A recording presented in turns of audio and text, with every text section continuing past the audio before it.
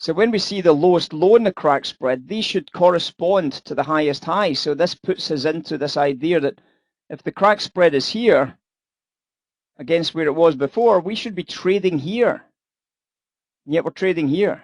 So what do? We start hunting levels. We start drawing in wholesale price levels. We start finding rejections of something.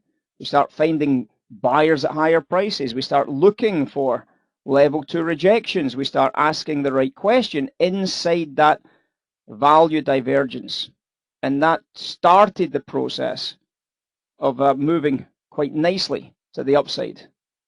And you can see even through this phase here, as we pulled back into this area here, we can obviously start recognizing that this has been diverging into that area as well, ever since the original break to the upside. So that divergence telling us that we should be able to buy along this line without really an awful lot of trouble. Again, simply that eyeball exercise allowing you a couple of opportunities to buy into this off the $80 level, $80.20 level. As we drive higher, of course, we can start to recognize that we've now taken out fair value.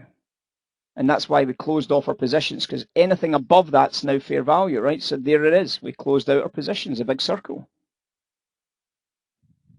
So we can see what's happening now at the top edge, just to catch up with the right-hand side. Now, the first thing we'll be able to recognize before that takes place is you'll recognize this bottom edge forming here. Do you see it? Simply draw the bloody slope on the charts. You see it? So if we draw the slope on the charts, then we can draw a straight line on price. If that's the case, we can make money. If that's the case, we can make money. You see what happened to the top edge? Draw a slope. If we can draw a slope and we can draw a straight line across our charts, we can make money. Now that's obviously not taking any dollar considerations or anything else into consideration at that stage, but we can make money. So when that's dropping, I can buy a line here and I can take advantage of that line, and that really rips beautifully all the way through that phase. Now, one of the things I can recognize through this phase is very, very straightforward. A sizable divergence on these retests.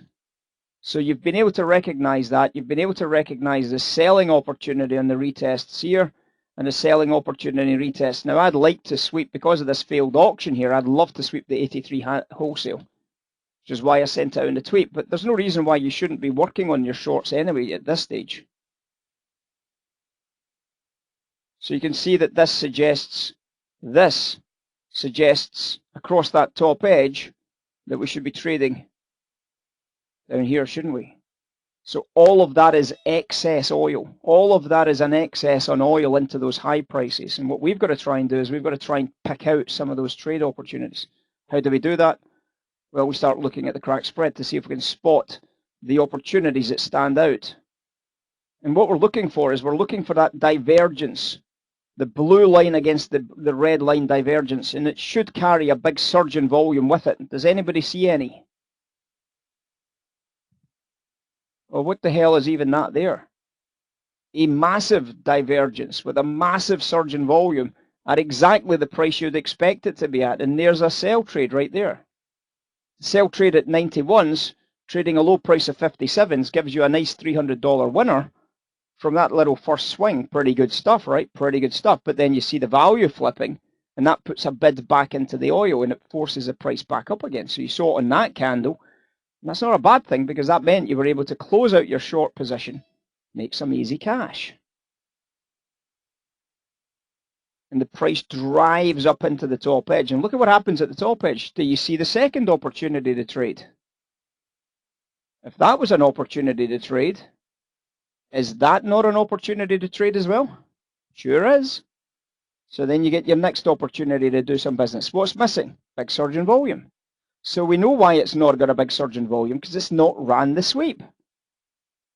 So you might have had to waited for the sweep, right? So we know why it's not got the volume, because there's nobody getting swept into that trade, is there?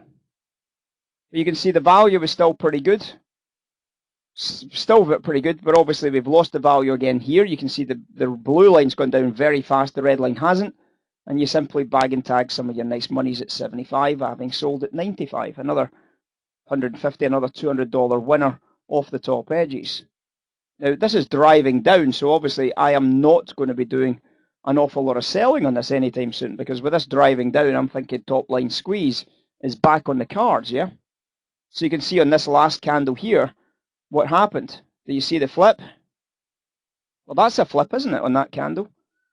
There's no volume in it. So obviously that's what's missing. I'm surprised there isn't more volume, because you did take out the low price, but it was only by a single tick here.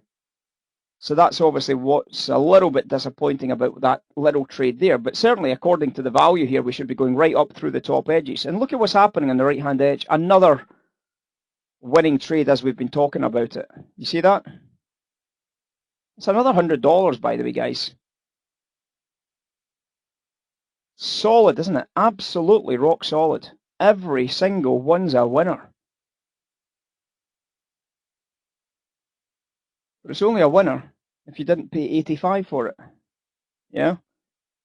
If you see it, and then you start saying, oh, I'm going to buy it up here at 85s, first thing that happens is you're already underwater at 82s, 81s, 80s. Oh, shit, I'm in the wrong trade. No, you were in the right trade. It was just your bad execution cost you an awful lot of money. And obviously with the value now flipped here, you see the red line actually dropped and the blue line rallied. So that's a sell trade in its own right. But obviously with the macro very, very definitely suggesting that sell trade should be up higher. I'm not that keen on that as a sell trade. So that's that context thing again, isn't it?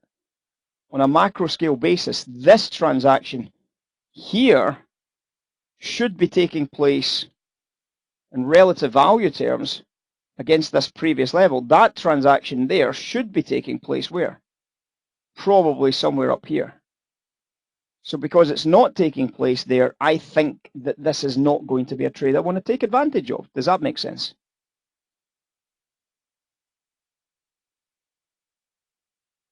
Because this is what we've got to make sure we take into account when we're doing this analysis is, well, you can see what's happened. That sell trade didn't make any money, did it? So that's a good sign, isn't it? Because we told you it wasn't going to make any money. It was unlikely to make any cash, even though the short-term signal suggested that this candle was a sell. Well, it did drop, and then it went back up, and it would possibly have stopped you out on that trade.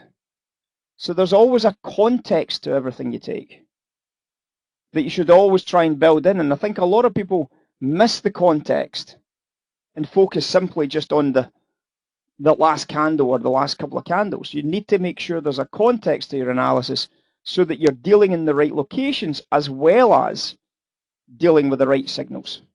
Context is everything, guys. Everything needs a context.